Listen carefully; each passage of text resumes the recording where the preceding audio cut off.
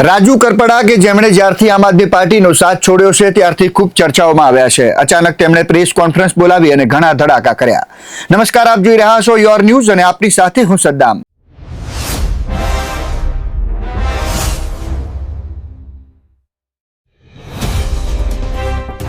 રાજુ કરપડાએ કહ્યું કે 19 માર્ચથી લઈને 24 માર્ચ સુધી ગુજરાતમાં કિસાન સંકલ્પ યાત્રા નીકળશે, જેમાં મોટી સંખ્યામાં ખેડૂતો જોડાશે અને ખેડૂતો જ મારું ભવિષ્ય નક્કી કરશે તેવું કહ્યું. સાથે કહ્યું કે આગામી સમયમાં કઈ પાર્ટીમાં જોડાઈશ, ખેડૂતોનું કેવી રીતે ભલું કરીશ એ આવનારા દિવસોમાં ખુલાસા થશે. આવનાર ચૂંટણીને લઈને પણ તેમણે કહ્યું કે સૌરાષ્ટ્રમાં જિલ્લા પંચાયત, તાલુકા પંચાયત ચૂંટણીમાં ખૂબ મોટી ઉથલ-પાથલ થશે. આવો જોઈએ શું કહ્યું રાજુ કરપડાએ. એ પાર્ટીમાં પણ મેં 5 વર્ષ ખેડૂતો માટે કામ કર્યું, સતત રાત દિવસ મહેનત કરી. વિસાવદરની અંદર ગોપાલભાઈ ઇટાલિયાને જીતાડવા માટે પણ પરસેવો પાડ્યો, રાત દિવસ મહેનત કરી. 1.5 મહિના સુધી વિસાવદરમાં સ્થાયી રહ્યો, પરિવારથી દૂર 1.5 મહિના સુધી વિસાવદરમાં રહી તનતોડ મહેનત કરી, પરિણામ પણ મેળવ્યું. ક્યાંક ને ક્યાંક જ્યારે મેં આમ આદમી પાર્ટી છોડી, 5 વર્ષ મહેનત કરવા છતાં માત્ર 20 મિનિટની અંદર આમ આદમી પાર્ટીના સોશિયલ મીડિયાના પ્લેટફોર્મ પર રાજુ કરપડાને ગદ્દાર ચિતરવા માટેના પોસ્ટરો તૈયાર કરીને વાયરલ કરવામાં આવ્યા. આમ આદમી પાર્ટીએ 20 જ મિનિટમાં જે 5 વર્ષ સુધી મહેનત કરી હતી એનો આભાર માનવાની જગ્યાએ રાજુ કરપડાને ખરાબ ચિતરવો, ખેડૂતોની વચ્ચે કેવી રીતે એને ખરાબ બતાવવા, આ પ્રયત્ન આમ આદમી પાર્ટી દ્વારા કરવામાં આવ્યા. દુઃખ તો ત્યારે થયું કે વિસાવદરની અંદર તનતોડ મહેનત કરી ગોપાલભાઈ ઇટાલિયાને જીતાડવા માટે પરસેવો પાડ્યો હતો. એ ગોપાલભાઈ ઇટાલિયા પણ મીડિયાની સામે 2 FIRની કોપી, 10 વર્ષ જૂના 2 કેસ હતા એના FIRની કોપી મીડિયાની સામે લઈને આવ્યા. રાજુ કરપડા પર તો આક્ષેપો કર્યા. રાજુ કરપડાના પરિવાર, ભાઈ, કાકા, પપ્પા, તમામ લોકો પર આક્ષેપો ગોપાલભાઈ દ્વારા કરવામાં આવ્યા. ક્યાંક ને ક્યાંક મને એવું લાગે છે 5 વર્ષ સુધી વફાદારીથી કામ કર્યા પછી રાજુ કરપડાને માત્ર આમ આદમી પાર્ટી છોડી અને તરત બદનામ કરવાની સૌથી વધારે કોઈએ કોશિશ કરી હોય તો આમ આદમી પાર્ટીના 1-2 નેતા અને આમ આદમી પાર્ટીના ગુજરાત પ્રદેશના જે કાર્યકર્તાઓ, જે પ્રદેશનું જે સોશિયલ મીડિયાનું કામ સંભાળે છે એ લોકોએ કર્યું છે. એને સૂચના પ્રદેશના 1-2 નેતાઓએ આપી છે.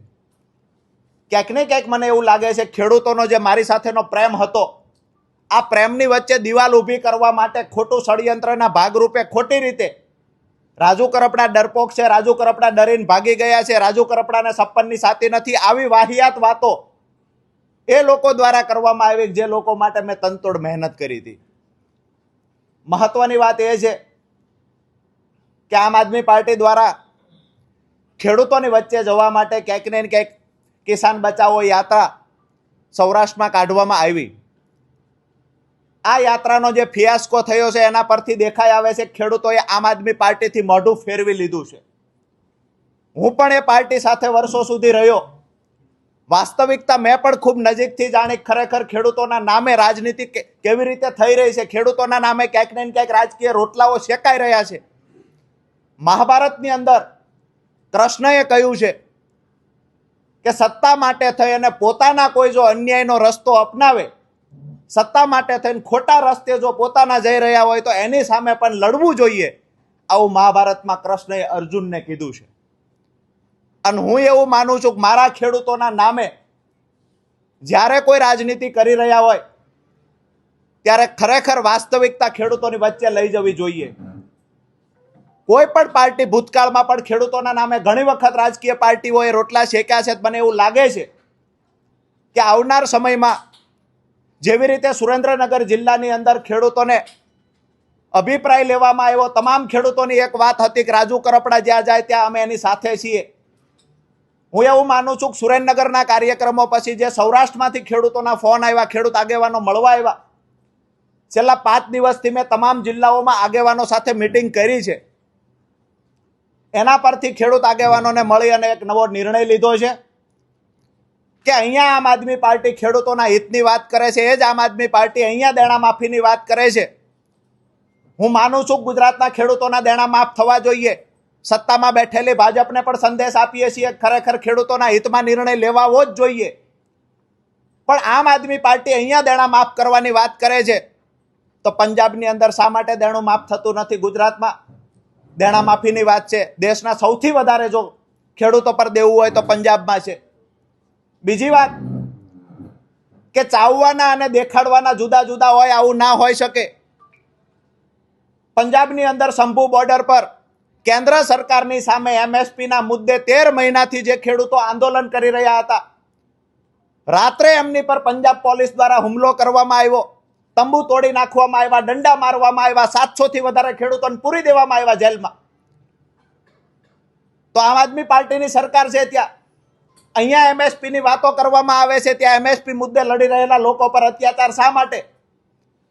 તો મારું સ્પષ્ટ માનવું છે ક્યાંક ને ક્યાંક તમામ રાજકીય પાર્ટીઓ ખેડૂતોનો હાથો બનાવીને ખેડૂતોનો ઉપયોગ કરતા હોય એવું લાગે છે. તો આવનાર દિવસોમાં એટલે કે આવતી 19 તારીખથી 24 તારીખ સુધી તુલસી શ્યામથી અમે કિસાન સંકલ્પ યાત્રાની શરૂઆત કરીએ છીએ. જે તુલસી શ્યામથી સાવરકુંડલા, સાવરકુંડલાથી અમરેલી, અમરેલીથી બગસરા ધારી, ત્યાંથી વિસાવદર, માળિયા હાટીના, કેશોદ, જામનગર, મોરબી, રાજકોટ, જસદણ થઈને સુદામડા ગામે 24 તારીખે સમાપન થશે આ કાર્યક્રમ. આ કાર્યક્રમ દરમિયાન ખરેખર ખેડૂતો માટે શું કરવું જોઈએ, ખેડૂતોના પડતર પ્રશ્નોનું નિરાકરણ કેવી રીતે લાવી શકાય, આગામી દિવસોમાં કોઈ પાર્ટી સાથે જોડાવું કે પછી ખેડૂતો માટે અલગ જ રણનીતિ તૈયાર કરીને અલગ રીતે મોરચો ખોલવો, આ તમામ બાબતે ચર્ચાઓ થશે, તમામ બાબતોના નિર્ણયો લેવાશે. આજ દિવસ સુધી કોઈ એવું માનતું કે ખેડૂતોનું સંગઠન નથી, ખેડૂત ક્યારેય સંગઠિત થતા નથી અને જેવી રીતે મન ફાવે એવી રીતે રાજકીય પાર્ટીઓ ખેડૂતોનો ઉપયોગ કરી રહી છે. પરંતુ એમને કહીએ છીએ કે ગુજરાતના ઇતિહાસમાં ક્યારેય ખેડૂતોને સંગઠિત નહીં જોયા હોય એવી રીતે સૌરાષ્ટ્રના ખેડૂતો આવનાર દિવસોમાં સંગઠિત જોવા મળશે. આ કાર્યક્રમને સફળ બનાવવા માટે આપના માધ્યમથી અમુક ખેડૂત આગેવાનો, ખેડૂતો અને સામાજિક આગેવાનોને વિનંતી કરીએ છીએ કે અમારી પાસે કાળું નાણું નથી, અન્ય રાજ્યોમાંથી અમારી પાસે પૈસા નથી આવતા, અમે સામાન્ય પરિવારમાંથી આવીએ છીએ. તો કાર્યક્રમને સફળ બનાવવા માટે ખેડૂતો આગળ આવે, સામાજિક આગેવાનો આગળ આવે અને જે જિલ્લાઓમાં જ્યાં સભાઓ થાય છે, જ્યાં કાર્યક્રમ થાય છે, ત્યાં ખેડૂતો સ્વખર્ચે એટલે કે નાનું મોટું યોગદાન કરી કોઈ પાણીની વ્યવસ્થા કરે, કોઈ ચા પાણીની વ્યવસ્થા, કોઈ મંડપની, કોઈ ખુરશીની વ્યવસ્થા કરે, એવી આપના માધ્યમથી ખેડૂતોને વિનંતી કરીએ છીએ. એવી રીતે સામાજિક આગેવાનોને, ધાર્મિક આગેવાનો જે ખેડૂતોનું હિત ઈચ્છતા હોય એમને પણ વિનંતી કરીએ છીએ કાર્યક્રમને સફળ બનાવવા માટે મહેનત કરે અને આગામી દિવસોમાં ખેડૂતોનું મજબૂત સંગઠન બનાવી અને ફરી વખત જ્યારે 24 તારીખે કાર્યક્રમ સમાપન થશે ત્યાર પછી આપની વચ્ચે ફરીવાર આવશું. પણ એક વાત ચોક્કસથી કરું છું કે ગુજરાતના, સૌરાષ્ટ્રના ખેડૂતો આજ દિવસ સુધી ક્યાંક ને ક્યાંક કોકની વાતમાં આવીને છેતરાયા છે. આવનાર દિવસોમાં આ ખેડૂત કોઈની વાતમાં આવીને છેતરાશે નહીં. જે લોકોની કથની કરણીમાં તફાવત છે એ લોકોને ખેડૂતની વચ્ચે ઉજાગર કરશું અને સૌરાષ્ટ્રના રાજકારણમાં તાલુકા જિલ્લા પંચાયતની ચૂંટણી પહેલા ખૂબ મોટી ઉથલપાથલ જોવા મળશે. આ 19 તારીખથી જે યાત્રાની શરૂઆત થાય છે, હું એવું માનું છું કે વર્ષો પછી મજબૂતાઈથી કોઈ ખેડૂત યાત્રા નીકળશે અથવા ખેડૂત સંગઠન જોવા મળશે અને સભાની જે સંખ્યા જોવા મળશે, દાવા સાથે કહું છું બિન રાજકીય રીતે આવડી સભા ભૂતકાળમાં ક્યારેય જોવા નહીં મળી હોય. કારણ કે છેલ્લા 5 દિવસથી જે જિલ્લાઓમાં પ્રવાસ કરું છું અને અમારી ટીમ આવતીકાલથી આ તમામ જિલ્લાઓમાં પ્રવાસ કરવાનું ચાલુ કરે છે. તમામ જિલ્લાઓમાંથી અમે 5-5 એવી ટીમો બનાવી છે. એ ટીમને તમામ કામની વહેંચણી કરવામાં આવી છે. આ કોઈ સામાજિક આંદોલન નથી, આ કોઈ રાજકીય આંદોલન નથી, આ કોઈ રાજકીય સભા નથી કે રાજકીય રેલી નથી. આ ખેડૂતો આયોજન કરી રહ્યા છે અને ખેડૂત સમાજ માટેનું એટલે કે ખેડૂતો માટેનું આ એક ખેડૂતનું સંગઠન મજબૂત બનાવવા માટેનો આખો કાર્યક્રમ છે. એને સફળ બનાવવા માટે ખેડૂતો આગળ આવશે. આવનાર દિવસોમાં 24 તારીખે સમાપન થયા પછી શું નિર્ણય કરવો, ખેડૂતો માટે શું કરી શકાય અને ખેડૂતોના પડતર પ્રશ્નોને ખરેખર પણ કાયમી ધોરણે નિરાકરણ લાવી શકે એવું છે, આ તમામ બાબતોને લઈ અને 24 તારીખે સમાપન પછી આપની વચ્ચે આવીને ચર્ચા કરશું. ત્યારે સૌરાષ્ટ્રના તમામ ખેડૂત આગેવાનો પણ આપની વચ્ચે ઉપસ્થિત રહેશે.